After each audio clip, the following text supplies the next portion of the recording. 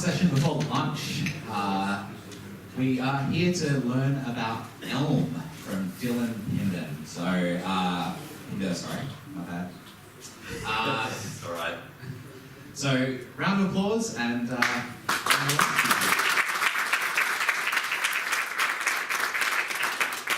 thank you, Jenny. So, yeah, instead, I'm Dylan, and I'm going to be talking to you a bit about the Elm programming language and using it to build web applications. So, first of all, I just want to say thank you to all our sponsors. Obviously, this conference wouldn't be possible without you guys.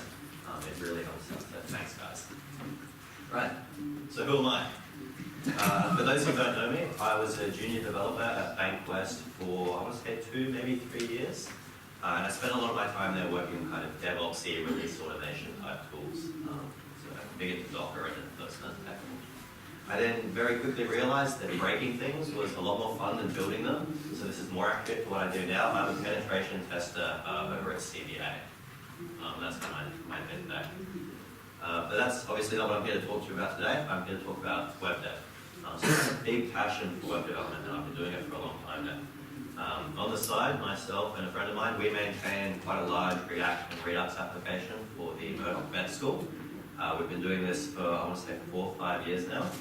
And we were very early adopters for both React and Redux. So as part of that, I've written a lot of JavaScript, probably a bit too much than I would have liked to.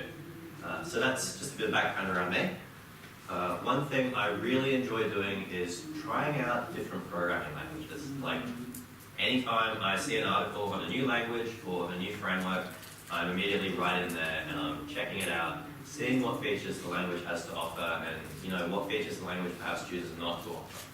And, I'll try them out for a week, maybe a couple of months, but eventually I'll have to move on, right? And I kind of go back to my day-to-day, which is mostly JavaScript and C#. However, even if you don't build anything in production with these new fancy new languages, I still think there's a lot of value in trying them out, right? Because they all put emphasis on different aspects of software. And even if you just try them, you'll be more aware of those things when you go back to a language like C# or Java. So for example, Rust is a language which has a big focus on this idea of memory safety, kind of memory ownership. So if you write a lot of Rust and then go back to Java, obviously in Java, memory is all handled for you by the runtime. However, after programming with Rust, you'd be more aware about how you're using memory within your program and kind of how you're passing it around. And although it's not a problem for garbage collection, it can still rear its head for like concurrency issues and things like that. Haskell was another big one for me. I used to write a lot of Haskell, to the ire of many of my friends and colleagues. And Haskell puts a huge focus on this idea of encapsulating side effects and kind of minimizing state, so it wants to be a very safe language. So after writing Haskell for several months, I eventually went back to C#, and I noticed that the C# I was now writing was in a much more functional style. I was trying to write my code in a way which minimized the side effects it had. And kind of the nice result of this was that the code I was now writing was so much easier to test because of this. And I may have reached the same conclusion if I was just banging my head against .NET for those 6 months. But I feel like trying something that was so different really accelerated that learning process. So I think there's really a lot of benefit to trying this. So one of the languages which caught my eye was a little programming language called Elm. So Elm is a functional programming language and framework for building single-page applications. It kind of lives in the same space as Angular, and React, Vue, and stuff like that. And I first heard about Elm, again, probably 4 or 5 years ago, and this was very much at the peak of Angular 1. Like, Angular 1 was the go-to kind of framework for building web applications. React, I think, was just like, it was like very early releases, and it was kind of gaining traction, but it was very much an Angular world. So I picked up Elm, and it was really nice, right? Like, it had a lot of things that I found really enjoyable, and with guarantees like no runtime exceptions, which was a nice, refreshing change from JavaScript, has abundant runtime exceptions. But I was trying the language out, and it had a lot of prickly aspects to it. It was even earlier for Elm than it was for React at the time. So there were certain aspects of the language which were just a bit difficult. So, I tried it, built a couple of things, but I eventually had to put it down, and I moved on and became a React developer. And then Redux came out as kind of the go-to state management library for React. and I immediately jumped on that because Redux is heavily inspired by Elm, so I really like that. This kind of went on, and I checked back in with Elm, kind of, if there was a major release, or if someone did a talk on it, or someone would write an article on it, I'd check it out and see what had changed in the language. And with each release, it got more and more polished, and it eventually got to the point, almost about 2 years ago, where I thought, you know what, enough has changed in Elm, it's time for me to pick it up and kind of see what's changed and can I actually use this now? And it was night and day, right? Like I ironed out all the issues I had with the language. It just became a really pleasant experience. And it was a really refreshing change because by this point I've been writing React in production for like 2 years, and I've written so much JavaScript, and it was starting to get really frustrating. Like dealing with different build tools and just kind of all the quirkiness that comes with JavaScript. I feel like it's a really prickly language, whereas Elm puts a lot of focus on being developer friendly. And I think this is really interesting, right? So there's been multiple talks here today already, where we put all this focus on user experience. And we want to build the best user experience for our customers, right? We want to write software that's easy to use and friendly and intuitive and fun and all of these things, right? It really feels like for the tools and languages we use ourselves, this is kind of pushed to the back of our minds. Like it's not really a concern for a lot of people. And I think that's really sad. Like we have to use this stuff day in, day out. It should be as nice to use as the things that we build for our customers. So that's kind of what I want to talk to you about today. I want to kind of share with you some of my frustrations with the current world of web development, and then I'm going to talk about how Elm alleviates a lot of these issues and does things, in my opinion, a lot better. And then we'll finish up with a bit of live coding, because I think any talk where I try to sell you a programming language when I don't actually use it is going to be a bit of a letdown. So, with all that said, let's talk about JavaScript. So JavaScript's a really strange language, right? Like, I know people kind of say that it was designed in 10 days, or designed and built in 10 days for Netscape Navigator or whatever. I don't know whether or not that's true, but I think we can all agree that it definitely wasn't intended for building large-scale applications, right? It was used to run as like a little script in a browser, which is really weird because, despite all this, we're now using it to build 1,000-line single-page applications. We're running it on the back end in Node.js, running it in serverless environments on AWS. I don't know if anyone's paying attention, but Microsoft recently announced that you can write Excel macros in JavaScript as well, which is fantastic for me as a pen tester, because making malicious documents with VB script is a pain in the ass. So I really appreciate that. It's pretty loose. So yeah, despite this kind of meteoric rise, the language itself is actually really weird. Like you've got these weird barriers, like it's got two equality operators, or the whole promise, callback, event loop type thing that I feel a lot of people don't fully understand.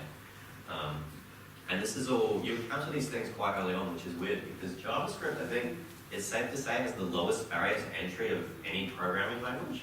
Like, every web browser includes a JavaScript console and a JavaScript REPL. I could tell my grandma right now, today, to press F12, and she could be up coding JavaScript within like 5 minutes. Whereas if I asked her to go and write me a Java program, they'd be like, okay, you want to download the JDK from Oracle's website, and you want to not install the McAfee toolbar, but then you want to open up the text editor, and you want to type this out, and you open the command prompt, and you type up, and then this, it's just like, it's so much, right? Like, it's really complicated. Whereas with JavaScript, it's like, bam, one button, and everyone can do this in like any web browser going back, even to IE8 and IE5, right? They all included this. So it's really strange, right? Despite this low barrier to entry, it's got all the quirks. So it's got the quirks of being dynamically typed, and kind of like implicitly converting things to different types. Coupled with this, that obviously gives you a lot of runtime errors, especially early on. That can be kind of cryptic to deal with. Then you get into the whole callbacks, promises, event loop. I still feel like I talk to a lot of JavaScript developers and come to me with questions where it's like, well, you know how the event loop works? This is fairly trivial to solve, but otherwise it's like, well, why is it running it in that order? It's kind of very strange. And then we get into the build tools. I don't think I've ever been more frustrated than when I'm configuring JavaScript build tools. Every 6 months there's a new one, and they're all terrible. And then finally, JavaScript has, well, it doesn't have a standard library, but I'm pretty sure the standard library has about 4 functions in it, right? So that's when you get these issues like that npm left pad debacle from like a year or 2 ago, where someone pulls a package from npm for doing a really simple string operation, and that breaks thousands of dependencies. And this is all because the standard library just doesn't include this stuff. It's really frustrating, right? So, for those of you who've never written any JavaScript, first of all, I really envy you. But I thought we could play a fun little game to just kind of highlight some of the weird oddities of the language. So we're going to play my favorite game, which is called Who Wants to Be a JavaScript Developer? So the way this game works is I show you a code block, and you just have to tell me what you think the result of running that is. So here we've got a function foo, and foo returns an object, just a map, and that map has a key ID, and the value of that key is 0. So obviously we call function foo, and it returns the object with a key ID and a value 0. So first one, really easy. Second one, a little bit different. I don't know if you can tell, but I've moved that curly brace onto the next line. So does anyone want to shout out and try and guess to me what this function bar actually returns? Yeah. Null or nil? Null? No, it doesn't return null. They're close. Yeah. Undefined? That's right, it returns undefined. Because what happens is that return just immediately returns, and then JavaScript is just fine with you having these parentheses on the line underneath. Like it still passes, but it never runs. You know, it's cool with that. Yeah, so that's kind of weird. For those who aren't familiar with undefined, undefined is one of JavaScript's 2 null types. So it has undefined and null. Null, famously a very good solution. It made Java the language it is today. So JavaScript had to one-up them, so they include 2 nulls. So moving on. Next example, we've got 2 empty arrays, and we're trying to add them together. Now obviously this doesn't make any sense, it doesn't make sense to add arrays, so there should be a type error, but JavaScript's going to let us do it anyway. I suppose if we were being lenient, we could say that addition of arrays is kind of like concatenation, in which case if you concatenate 2 empty arrays, obviously you'd get another empty array. Does anyone want to take a guess as to what you get? Object, Object, object? yes. Empty string. That's right, you get the empty string. Why not, right? Next one is, now this should definitely be a type error, so we're adding the empty object to the empty array. Does anyone want to guess what we get in this case? 0? No? You get the string object object. That's not like a special value, that's literally a string with those letters in it. That makes perfect sense. But the good thing about mathematics and addition, well addition in particular, is you can swap the arguments and you get the same result. So 1 plus 2 is obviously the same as 2 plus 1. So we can do that in JavaScript, and now we add the empty array to the empty object. Does anyone want to take a guess as to what we get? Not a number.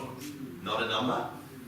No, not quite. You get the number 0, so we're not even returning strings anymore, right? Now it's completely different. It's fantastic.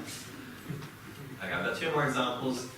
This one I threw past a professional JavaScript developer and they still didn't get it right. This is someone who writes it literally every day.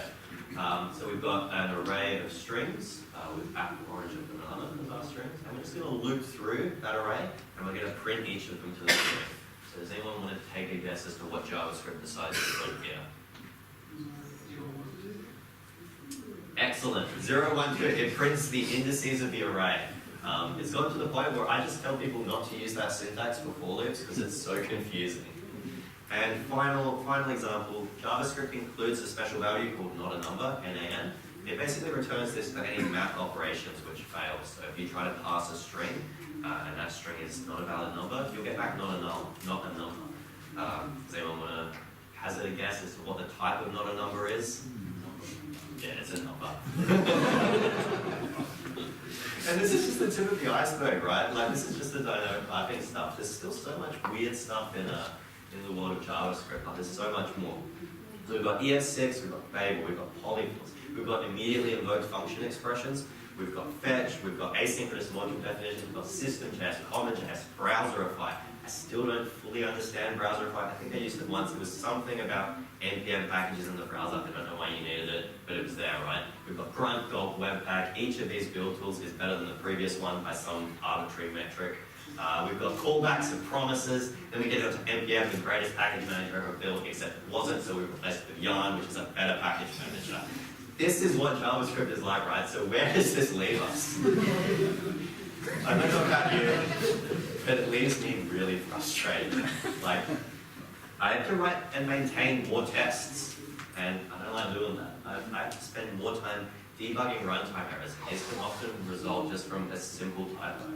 Obviously, I've got more dependencies. We've all seen a node modules folder, right? You can end up with hundreds, if not thousands of dependent packages from a really simple application. And last of all, we've got more build tools. I don't think I've ever been more frustrated than when I was configuring Webpack. Not even for the first time, this is like my 5th time configuring it, and I still just can't get it right. It's really frustrating. So that's JavaScript. I've complained enough to illustrate that I'm not a huge fan of the language. But instead, I'd like to now talk about Elm and how I think it does things so much nicer. So, as I said before, Elm is a language which compiles down to JavaScript. It's a functional programming language, and it lives in the same space as Angular and React. It has a fairly decent standard library built into it, like strings have left and right pad functions, so we're already one step above JavaScript there. It's also got full JavaScript interoperation. And this is really nice if you're trying to integrate Elm into an existing application. You can essentially convert or port data between your existing application and Elm if you just want to convert a small part of it over to Elm. So that's really nice. But there are a few areas where I think Elm really shines. And the first of those for me is in its type system. So it's strongly and statically typed. And this is able to provide a number of guarantees. It basically eliminates a whole class of errors, right? And it's through this type system that Elm is able to offer no runtime exceptions. And this is 100% true of my experience with the language. I've written a lot of it at this point, and I've still never once gotten a runtime exception. And I don't think I can say that of any other language I've used. It's just really delightful. Obviously, with static types and no runtime exceptions, we've got more compiler errors because there is actually a compiler here. But Elm takes a really interesting approach to this because usually compiler errors, it still feels like people are writing compilers like it's the 80s or even earlier. Like you just get some kind of cryptic error code or a couple of words, right? So this can be really frustrating, particularly in languages like F# or Haskell, which also have very strict type systems. Often it can feel like you're fighting the compiler, like the compiler's preventing you from doing work, and it becomes very frustrating. So Elm's approach to this is they've had entire updates that focus on just making the compiler error messages as simple and easy to read as possible. And they really, truly are probably not just the best compiler errors I've seen, but the best errors of any software I've ever used. Like it's really amazing how helpful they are. And we'll talk a bit more about that later. The next thing that Elm's able to offer, and this is again something I haven't seen in another language, it can enforce semantic versioning of packages. So if you try and push a package in Elm, and that pack or your change has a breaking API change, so for example, if you change the type signature of one of the functions in your package, obviously you're going to break people that use that package, right? Because they're going to pull your change, and their code's no longer going to compile because the types are different. So what Elm does in this case is it forces you to make that a major version bump, because the package manager and the compiler will work together to ensure that guarantee and that everything is correct. And this is, again, not something I've seen in other languages. And it's really reassuring if you're performing an upgrade of one of your dependencies. If you see it's a minor version change, you know you can just pull it straight into your application and you're not going to be breaking anything too much. Like it'll still compile, you need to obviously ensure that everything is semantically the same. And lastly, kind of the last thing that really shines for Elm for me is this pattern that it includes for building applications called the Elm architecture. So this is just a pattern for building user interfaces. It's one of the big inspirations for Redux, like I said, for those of you who are familiar with that. And it just makes building user interfaces, I feel, really easy, and it's kind of my go-to way of doing that. So that's kind of what I want to talk to you about today. I want to go into a bit more detail about some of the type system stuff. We're going to go over some of those compiler error messages and see just how lovely they are. I'd like to talk just a brief overview of the Elm architecture, just so you've got a rough idea how it works. It's pretty straightforward. And then we'll do the live demo. Cool. So, I think we can all agree that static typing is good, right? Especially for building large applications. I mean, that's why TypeScript is as popular as it is. And as I said before, Elm is strongly and statically typed in a way that is fairly unintrusive, I feel. So Elm has full type inference, so you can essentially get away in Elm with writing your code and never have to specify type. The compiler will just kind of figure out what types you're using and just infer all that for you. So you can actually write Elm basically like you're writing JavaScript, right, and never have to write a type, but you still get all that safety that the type system provides. Elm also goes kind of one step further than a lot of other statically typed languages like C# and Java. So Elm doesn't include any null type, because as I'm sure we're all aware, it's at least the cause of most of my issues with C# and Java is null pointer exception. They're kind of, it's just a problem that shouldn't exist, right?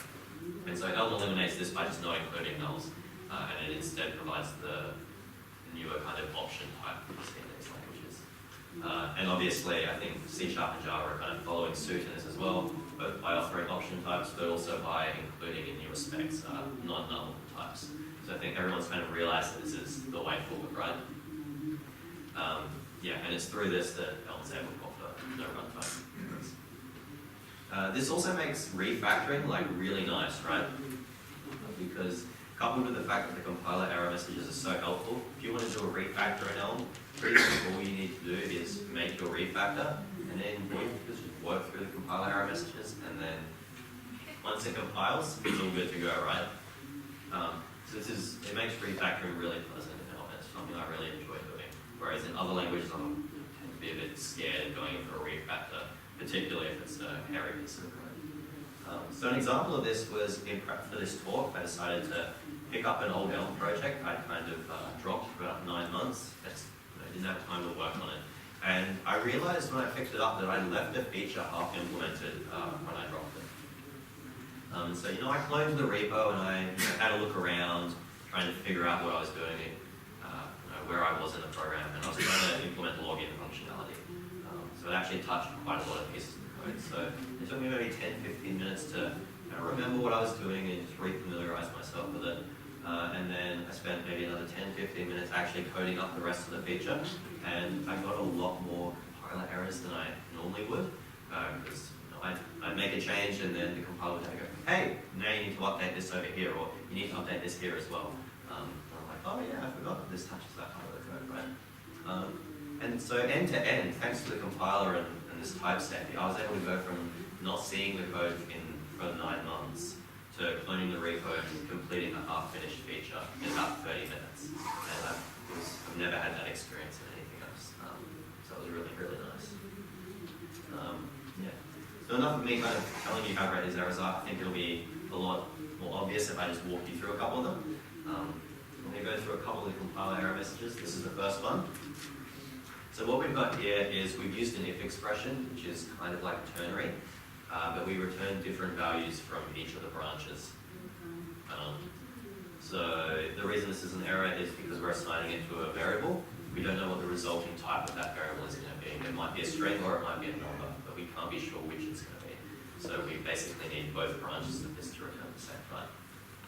So there's a lot going on here, so I'll kind of step through it piece by piece. First piece we've got here is the actual file name that's causing the issues. Elm. This is pretty standard across compiler errors, I feel. There's nothing too special about this. Cheers. Then we have the actual error itself. So we've got the branches of this if produce different types of values. Again, I feel this is pretty standard, but I think Elm still kind of does a little bit better here in that this is an actual English in plain, or a sentence in plain English. It's kind of very easy to read and understand. Normally in other languages, you might just get a couple of words, right, like type mismatch error or something. Like Elm's being a lot more polite here and actually speaking proper English. Then, moving on, we've got, again, the line number, which is fairly standard, but Elm actually goes one step further and includes the actual offending line that's causing the error. And although it's the whole line in this one, if it's just part of the line, it will underline in red what the actual part of it is that's causing an issue. And this is fantastic, right? Because this means I can just look at this error and then jump straight back to the code base and know what I need to change and where the issue is, rather than just getting a file name and a line number and maybe like an offset in the line. I can't tell you how many times I've gotten that offset and had to, left button my cursor through that to try and figure out where in the line I've actually made a mistake, right? And the whole thing's right here, so you can know exactly what you're looking for when you jump back to a code. The next section is we get the actual types which are mismatching. So we have the then branch as type string, but the else branch is a number. Again, You kind of get this pretty often, I suppose, in type errors. The Elm goes that one step further. It tells you which branch is which, right? And although in this example, it's perhaps not as important because you can very clearly see that hello world is a string and it's a number. However, if these weren't like plain values and we were calling other functions in these branches, it may not be immediately obvious which branch is mismatching or which types are returned in each branch. So Elm really does all that. And finally, kind of the icing on the cake is Elm goes again one step further and it provides this extra hint, which is these need to match so that no matter which branch we take, we always get back the same type of value. So this is really nice, right?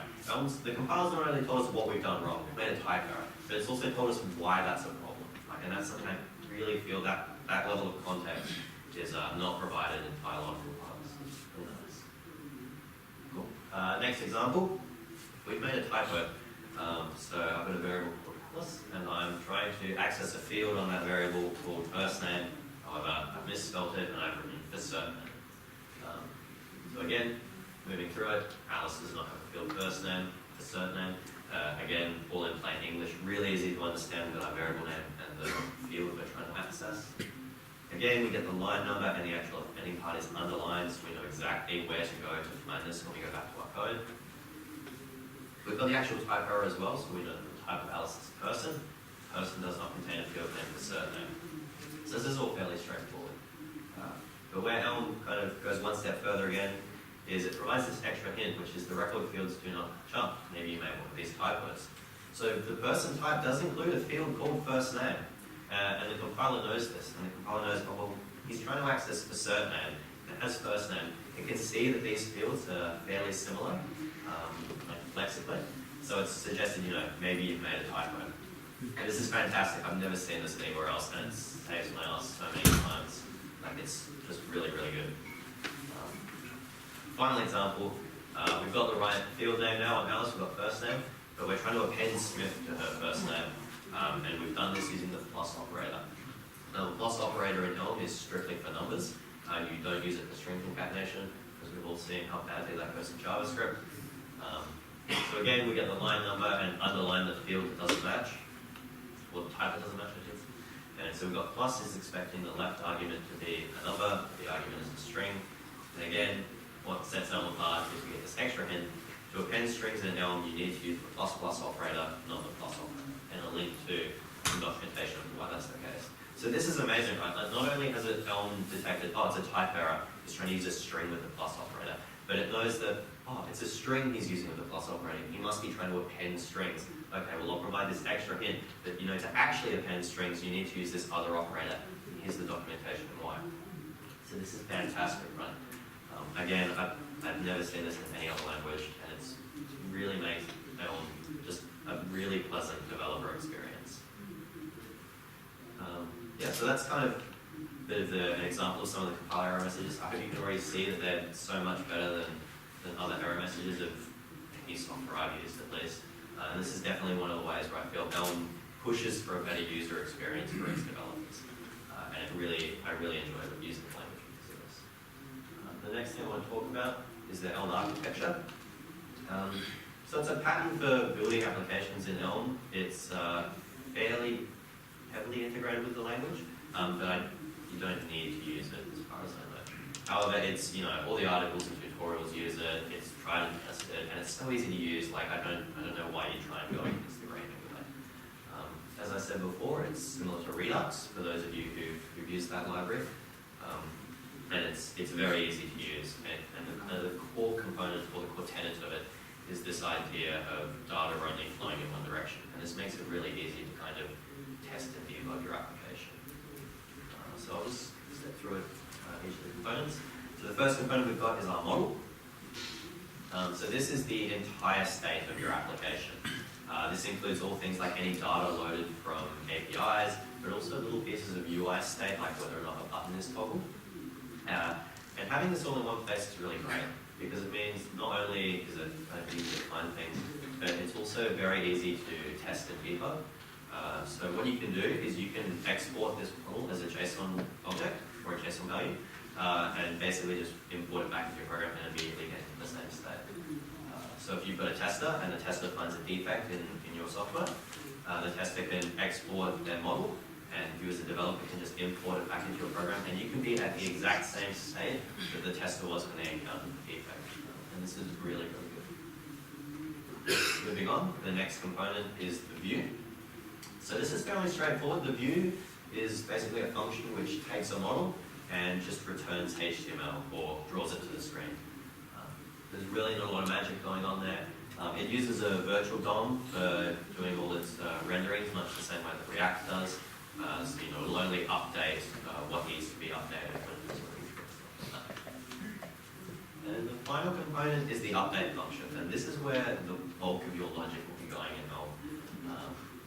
It's kind of where you'll handle API calls completing or making changes back to the user clips and stuff. So it takes two inputs. So the first input it takes are messages from the view. And so messages can basically be anything from the DOM essentially. So it's like the user clicks on a button or they type something into a field. These all generate messages, but also for non-interactive events. So like an API call completes, that'll be a message that'll come through, and that message will contain the data. Or if an API call fails, it's another message. So those will feed right into the update function. And the second thing it takes is the current model. So with these two pieces of information, the update function spits out a new model. So say the user clicks a toggle, that message will go into the update function, the current model will go into the update function. The update function will change the model and tweak the state of that toggle and return a new model. And then, the new model will flow into the view, it will trigger a redraw, and the whole cycle kind of just completes, right? So obviously I feel like this pattern is really simple, like it all flows in one direction. It's a great way to write UIs. Even outside of Elm, I use this pattern for JavaScript or basically any user interface I build. I think it's really great. All of these components are completely stateless, which makes them really easy to test. Like the view's only dependency is it's just a function that takes one argument, right? So it's super easy to test that, and same for the update. It takes both the arguments it depends on. So you can test these in isolation really easily. And obviously, since Elm is a functional language, and this is a fairly functional pattern I feel, they kind of gel together really nice in a way that Redux I feel doesn't gel with JavaScript as smoothly, because they kind of weren't designed together. There can just be some things that make it a bit fiddlier to use.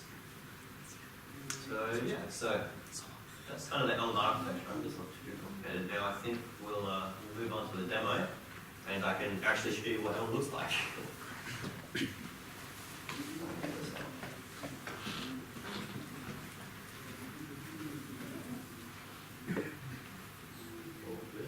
Hey.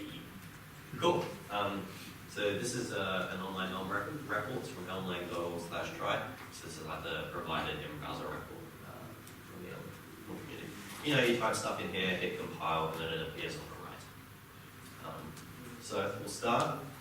We want to actually draw something, so we'll import the HTML package. And we'll use this exposing syntax. That basically just means import everything from HTML. And then we'll have a main function, and we'll just say hello DDD. Hey, look at that. So that's the end of the demo. So there's a couple of basics I want to cover in Elm, because there are certain things it does that are a bit familiar with the languages I feel. So the first is function definition and application, because I feel like that's the main difference.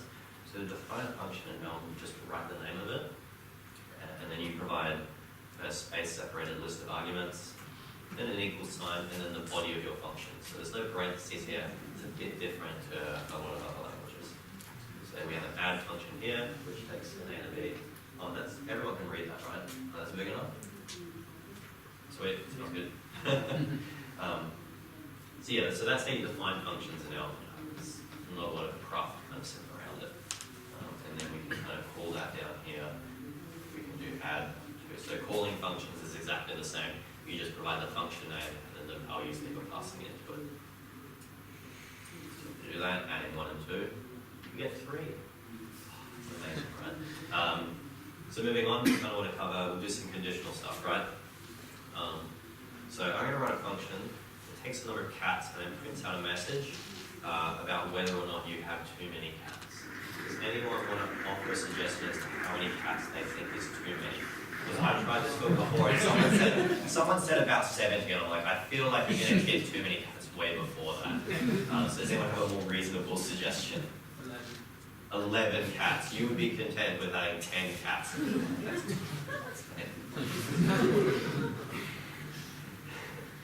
So I'm going to do about 2. And I feel like 2, any more than that, and you've got too many cats. So if cats greater than 2, then we just immediately return the message, you have too many cats.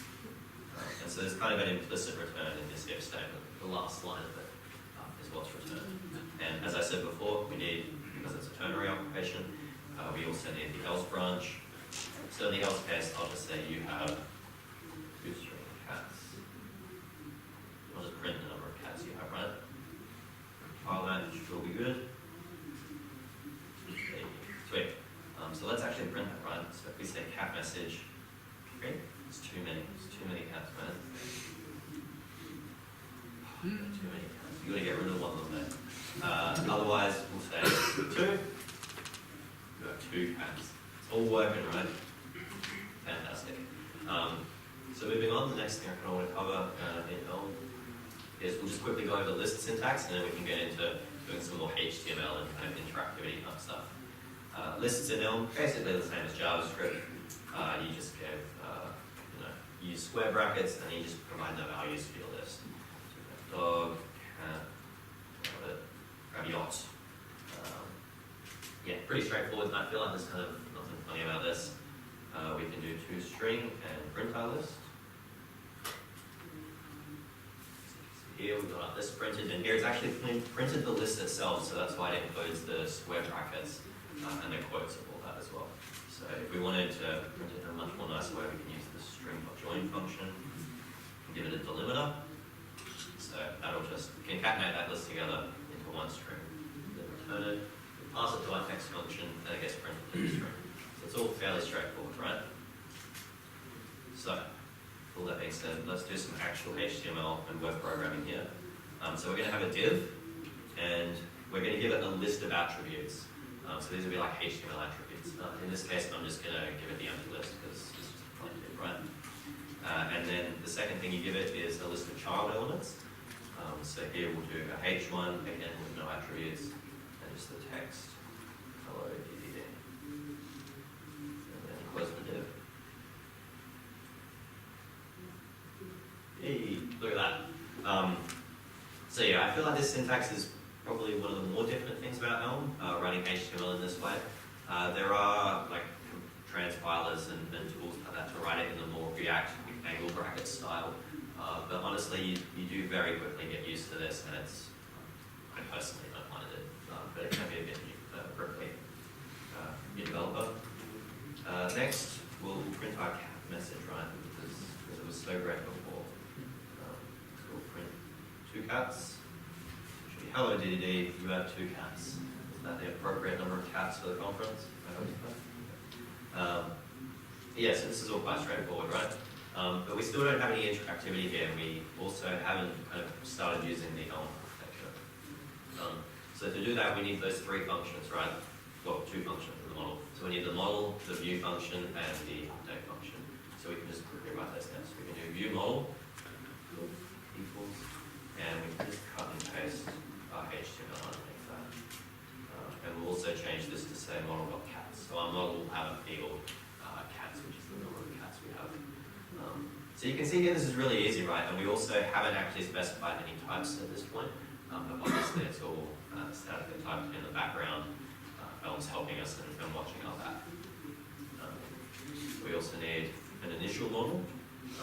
So we'll just define a record. This is similar to object syntax in JavaScript. So in JavaScript you'd write it like that. Elm, a bit different. We just do it with an equal sign, right? Nothing too complicated. And we can actually test this already without the Elm architecture by just saying view and passing in our model. And we have 0 cats. Sad times. So the final component we need is our update function. And as I said before, it takes 2 things. It takes a message and a model, and basically returns a new model.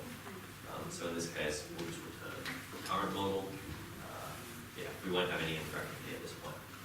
So now with these three things, all we need to do is wire them together and we're good to go. So Elm includes helper function to do this for us. It's called beginner program. You basically just give it the view, model, and update function, and it'll make sure that everything kind of propagates and updates correctly. The syntax for it's a bit weird. So if anyone, it's kind of out of the scope of the talk, but if anyone wants to hear more about it, just speak to me afterwards. I just have to pass it all in like that. Cool, so our whole thing's wired together now. Let's add some interactivity. So we'll start with a button. Button can have some text. Adopt cat. We'll have another button, sell cat, because cats are basically interchangeable and you can adopt and sell them as you please. So the buttons render, but obviously they're not generating any actions, right? So we need to add an on-click handler for those. So that lives in the HTML events package. So I'll import on-click from that. Add that down here, on-click dot. On-click sell. Compile that. Run it. All still works, but we're not handling those events. So those events are going into our update function down here. But since our update function doesn't do anything to handle them, it just is returning the new hole. So to handle that, what we need to do is just handle each of the message cases, right? So if it's adopt, then we want to update our model. And Elm includes kind of a slightly weird syntax for doing this. You basically give it the variable name, type, and then a list of the fields you would like to update on that. So we'd like cats to equal model.cats plus 1. And then if it equals message spell, then we're just going to decrement the number of cats we have. Because like I said, they're interchangeable, right? And obviously every if needs an associated else, so that we handle all these cases. So in the final case, we're just going to return the model. So now, if we've done all this correctly, we should be able to adopt a cat. And we've done it. We have too many cats. Now we can find a negative cat as well.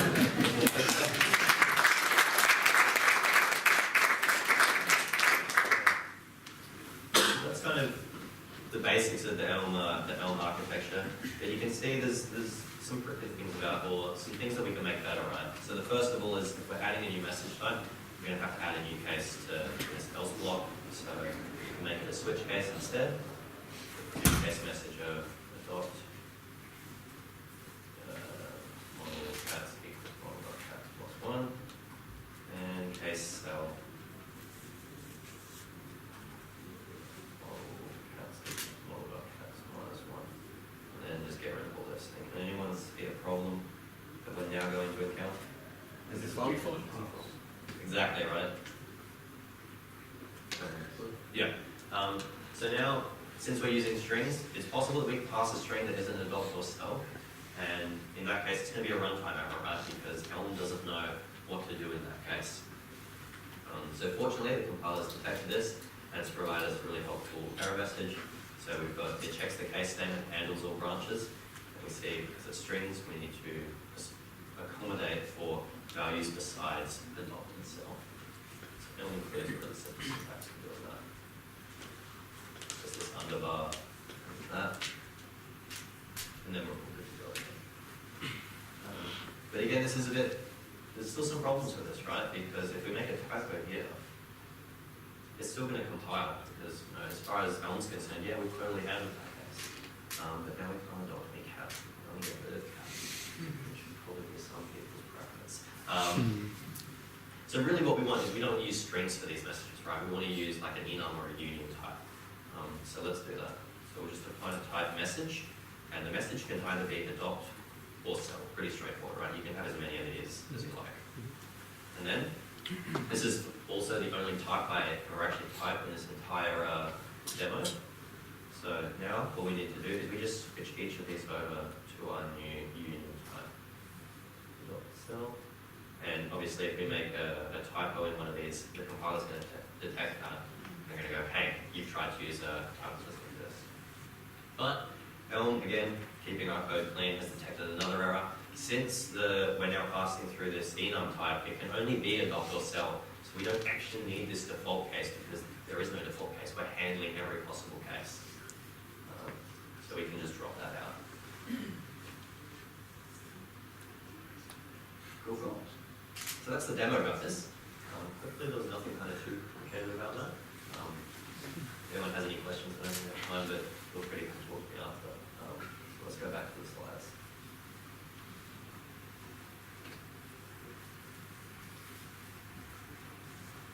Cool.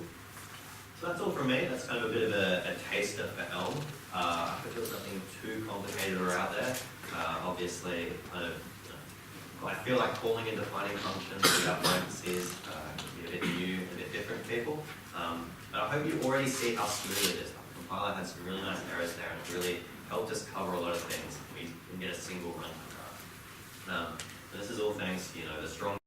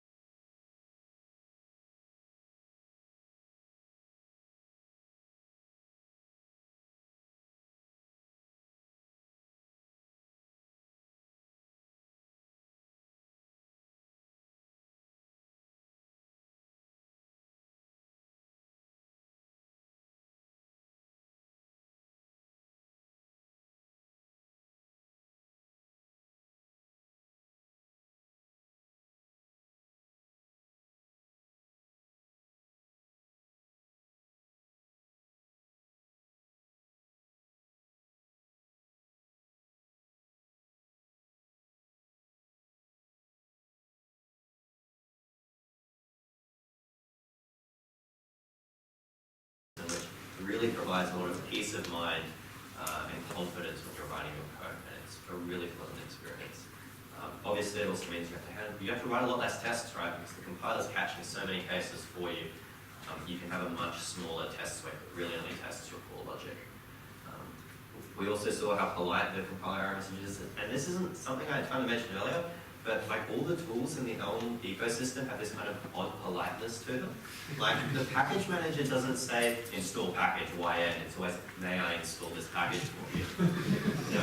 It doesn't sound like much, but I think it's nice. And then we also saw the Elm architecture there and how easy it is to wire stuff together and kind of add and remove new messages and stuff like that. So I think it's really great. So hopefully I've kind of inspired you to give Elm a go. Like I said before, like you don't need to be using this in production to benefit from it. Even if you just, give it a go and learn to write things in a more functional and testable style, or even if you just push for a better developer experience from your tools and your languages, I think that'll be enough. Like not everything has to be world-changing. Sometimes it really is just about the little things. That's all from me. I've got some links. So obviously elmlane.org/try is the REPL I was using for the demo. If you want to log in there, or open that up. It includes like tons of examples that you can load straight in there and click around and modify. That's really great. There's also eliapp.com. So this is another in-browser REPL. It's got a bit more features than the Elm-Lang one. So it lets you write JavaScript which talks to Elm and write some actual HTML and stuff like that. There's also the awesome Elm GitHub repo. So this is a repo with tons of links to talks, articles, tutorials, stuff like that. I really recommend checking out any of the talks from the creator, Evan Chaplippi, or one of the heavy Elm users with development. They're both really excellent speakers, and they've got a lot of really good talks that really helped me. And lastly, I put the code up for the demo on my GitHub at DDD demo 2018. I've included comments and some extra stuff in there, so hopefully it's all fairly straightforward. You can just copy that straight into one of the REPLs and be off to the races. That's all from me. Thank you so much for coming. If you have any questions, please don't hesitate to just come tap me on the shoulder afterwards. I'm more than happy to talk about Elm or security or